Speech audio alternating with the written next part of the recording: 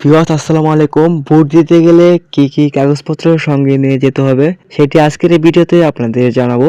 তো প্রথমত আপনাদের জাতীয় পরিচয়পত্র আছে, সেই জাতীয় পরিচয়পত্র সঙ্গে নিতে হবে। যদি আপনাদের আসলে স্মার্ট কার্ড থাকে বা লেমিনেটেড এনআইডি কার্ড সঙ্গে রাখতে হবে। যদি স্মার্ট কার্ড না পান তাহলে পুরাতন এনআইডি কার্ডও চলবে। দ্বিতীয়ত আপনার যেটা সাথে রাখতে হবে ভোটার স্লিপ। যদি আপনার এনআইডি কার্ড না থাকে সেক্ষেত্রে আপনার সাথে ভোটার স্লিপ রাখতে হবে।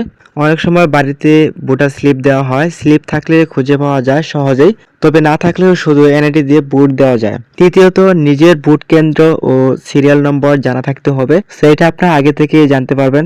Bangladesh election management commission app থেকেও জানা যায়। আর ভোট দেওয়ার নিয়ম হচ্ছে আপনি নির্বাচন কেন্দ্রে যাবেন, দেন তারপর সেখান থেকে আপনাদের একটা ব্যালট পেপার দেওয়া হবে। তারপর আপনার পছন্দ প্রার্থীকে আপনি ভোট দিয়ে আঙ্গুলের ছাপ দিবেন, তারপর আপনি ব্যালট বক্সে সেই খামটি রেখে আসবেন। তো এইভাবে কিন্তু আপনারা খুব সহজেই ভোট দিতে পারবেন। তো এই ছিল ভিডিওটি ভালো লাগলে ভিডিওতে লাইক দিবেন। পরবর্তী এরকম ভিডিও পেতে চ্যানেলটি সাবস্ক্রাইব করবেন। ধন্যবাদ।